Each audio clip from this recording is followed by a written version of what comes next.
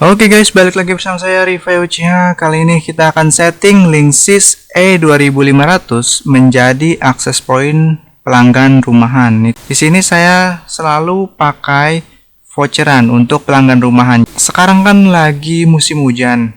Nah, ada kasus di mana router saya awalnya pakai tenda F3, ternyata kebocoran rumahnya dan akhirnya rembes ke router. Ya rusak ya. Jadi saya akan review atau setting cara cepat aja karena di sini kejar waktu juga. Saya akan setting E2500 ini, saya kebetulan ada, padahal tadi saya udah bilang ke orangnya paling 2 hari 3 hari lah nanti saya belikan yang lain lah ya, menurut saya gitu. Terus saya bongkar gudang, ternyata ada bekas yang E2500 dulu nggak dipakai karena untuk jadi akses point dia satu LAN berapa itu, pokoknya ada salah satu LAN-nya itu rusak, sedangkan kondisinya dimana saling sambung kan harus menggunakan kabelan. Kebetulan di tempat yang menggunakan 4 kabelan itu harus aktif semua, makanya ini dicopot dan diganti. Oke, sekarang ini kita bisa manfaatkan sebagai akses point pelanggan rumahan. Ini untuk pelanggan rumahan namanya Sidiki, dan beberapa rumah juga mungkin ada sedikit gangguan, cuman nanti mohon maaf banget nih belum sempat saya cek satu-satu ya, mungkin karena tadi pagi tuh hujannya terlalu deras banget ya, sampai halaman saya sendiri banjir gitu. Di sini kita lanjut aja ya, cepat ya, ini udah jam 5, mudah-mudahan sih keburu saya kesana langsung. Terus kita klik continue ini ya, kita ke bagian continue, jangan yang pencet ini, jangan pakai software, klik aja continue with open and secured network. Oke, ya apalah bahasanya. Oke, kayak gitu. Kita checklist ini, continue. Nah, di sini password defaultnya itu root, jangan pakai admin ya, root ya. Tapi root, ininya root, username-nya root, jangan pakai admin. Ini root, lalu di sininya admin baru, admin. Oke, betul nggak? Salah kah? Oh, belum kepencet. Oke, ini don't show me this. Oke, klik OK, jangan tampilkan lagi. Oke. Untuk menjadikan pelanggan rumahan berarti kita akan coba, saya agak lupa ingat juga ini untuk menu, saya nggak terlalu ingat juga untuk semua router ya. Jadi ya yang penting dasar-dasarnya aja sih. Ini biasanya English, biarkan ini. Nah, ini untuk pelanggan rumahan. Untuk pelanggan rumahan, maka ini biarkan otomatis configuration DHCP ya. Ini hostname, ini boleh diisi boleh enggak, atau diisi nggak apa-apa, cuman nggak usah, nggak apa-apa deh. Nah, di sini network setup ini jangan samakan dengan subnet mikrotik atau pesan IP mikrotik, jangan ya. Ini adalah IP lokal untuk router Sidiki hotspot ini. Ketika kita pengen config ulang ke router ini, ketika kita pengen merubah settingan ataupun kita pengen utak-atik lagi ya, ataupun Sidiki mungkin pengen utak-atik, sebenarnya nggak perlu tahu sih, pelanggan rumahan itu nggak perlu tahu IP lokal si router dan juga username dan password routernya itu nggak perlu tahu. Kalau pelanggan rumahnya ahli dalam setting ya nggak apa-apa, kasih tahu aja. Kalau misalnya nggak ahli, mendingan jangan deh, nanti udah utak-atik efeknya error, kan repot di kita juga. Oke. Sebagai contoh, biasanya saya pakai IP-nya itu 193 ya, 192.168.1.1. Ini sebenarnya 193 ini tidak rekomendasikan karena bukan masuk IP lokal. Cuman ya nggak apa-apa sih, karena jarang juga sih IP 193. Oke, efeknya kalau misalnya IP publik kita pakai IP lokal, situs yang menggunakan IP tersebut itu nggak bisa dibuka karena masuknya ke dalam IP lokal. Oke, ini router name Diki hotspot, Diki hotspot.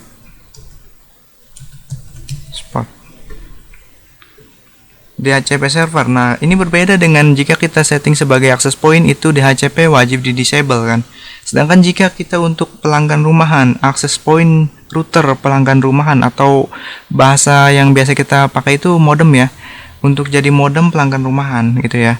Untuk jadi modem pelanggan rumahan ini DHCP wajib di enable atau diaktifkan ya, biarkan saja diaktifkan. Ini kok IP-nya 192, oke, karena belum masih berubah ya. Semua pelanggan rumahan saya itu IP-nya 193.168.1.1 tuh, seperti itu.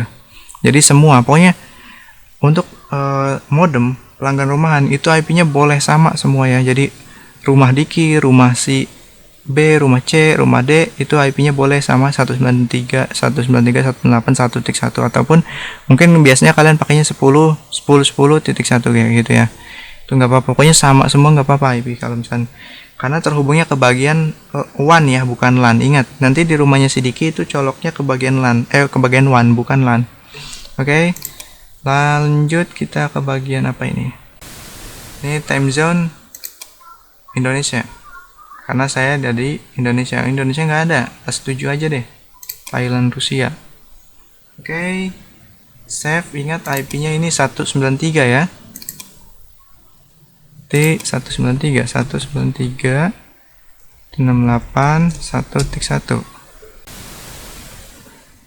Oke, ini kemana ini? Coba kalau misalnya kita manual ya, manual IP 193.168.1.20.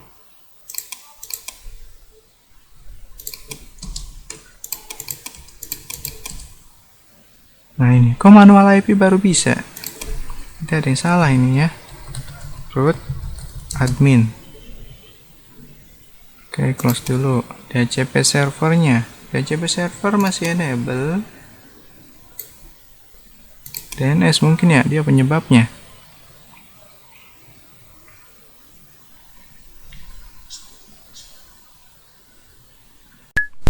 Nah oke guys, sekarang saya isi DNS-nya. Ini DNS saya, DNS filter family, gabungan dari DNS 111 dengan juga DNS filter family lainnya ya. Jadi ada dua server sistem family, DNS filter family ya. Oke, sekarang kita akan coba lagi IP-nya. Ini apa laptop saya yang error atau nggak dapat DNS dia ya? Oke, masuk tuh. Kita coba 193. Nah ini dia, betul, sudah masuk. Passwordnya tadi root admin. Ingat pakainya root ya, passwordnya itu root, lalu passwordnya itu admin. Ini bagian ini sudah kita setting, bagian setup, bagian setup ya sudah kita setting. Sekarang kita coba VLAN setup ya, nggak ada. Terus IP versi 6 setup ini nggak perlu ya, ini di disable aja. Terserah kalian mau pakai nggak apa-apa, kalau nggak pakai nggak apa-apa. Itu kalian tahu lah bedanya IP V4 dan juga V6 itu kalian tahu. Jadi nggak perlu saya jelaskan ya. DNS biarkan, lalu McClone membiarkan, advanced routing biarkan, ini NAT ya. Nah ini di bagian wireless WPS kita matikan aja, nggak apa-apa. Saya nggak terlalu suka orang mencet-mencet tombol WPS, takutnya malah tombol reset yang dipencet ya. Lalu ini pilih manual. Nah di sini biarkan aja defaultnya itu mixed, berarti udah bagus banget ya. Jadi mixed, untuk 5 GHz, 5 GHz nya itu coba lihat frekuensinya itu 36 sampai 161. Ini berarti firmware US ya, sudah pernah saya oprek, berarti oprek dari firmware EU itu nggak ada frekuensi di atas 48 ya. Ini sudah saya oprek, jadi ada sinyal frekuensi 149 sampai 61. Oke, ini berarti saya ganti namanya Diki ya, Diki hotspot. Oke, Diki hotspot pakai Y. Gak apa-apa. Diki hotspot ini 20 MHz only, nggak apa-apa, pakainya 20 MHz. Ini auto, ini jangan mixed deh, N aja ya, untuk mengurangi beban dari router ini. Lalu ini jangan mixed, ini N only saja untuk mengurangi biasa ya. Kalau misalnya kita pakai semua itu akan ngurang beban CPU nambah ya. Oke, ini max sampai 11, berarti seperti ini ya konfigurasi wireless. Oh, ini namanya belum nih. Ini berarti di hotspot 5G, sedangkan ini yang di hotspot biasa, nggak pakai 5G, ini 2G ya. Jadi ada dua nanti dia sinyalnya, paling dia agak bingung kok ada dua. Ya udah gitu aja sih. Oke, kita save.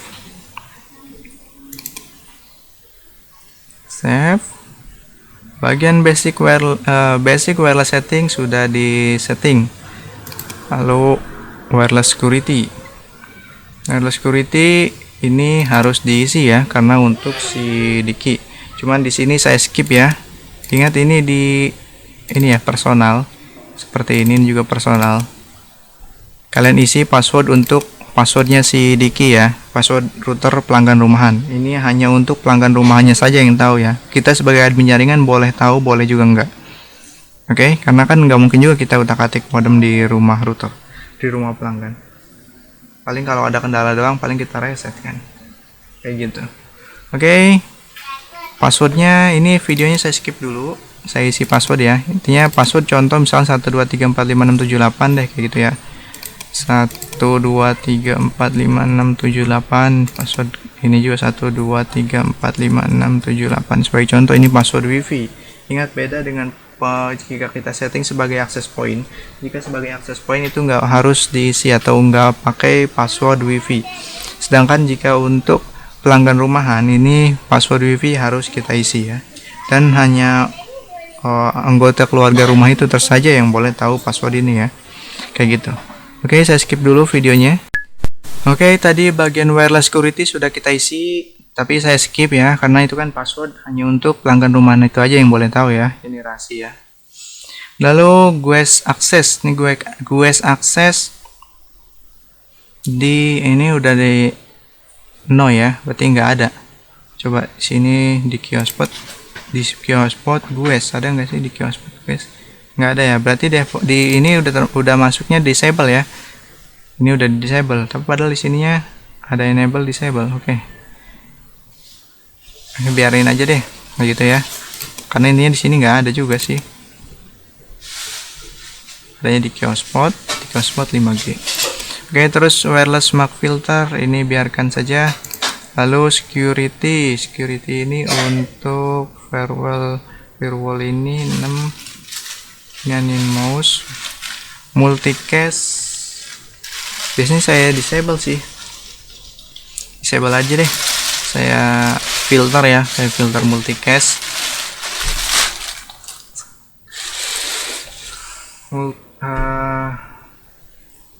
Internet filter ini multicast saya filter karena ya saya nggak terlalu. Multicast itu fungsinya itu satu data itu mengirim ke semua perangkat. Efeknya yang membuat jaringan kita mungkin lebih padat ya dari biasanya ketimbang jalur internet normal. Tapi multicast ini digunakan sebagai TV Android ya, ataupun kalau Indiam kan ada STB TV tuh. Nah, itu pakai jalur multicast kayak gitu. Oke, lanjut. Ini jadi di save seperti ini.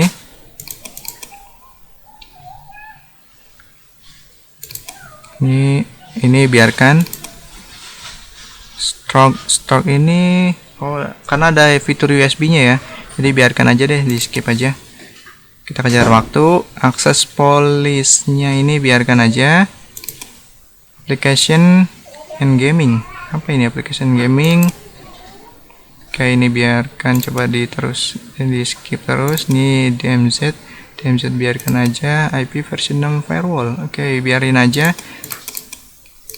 Costnya WMM sudah support enable. Oke, biarkan ya, nggak ada perlu dirubah. Lalu bagian administrator.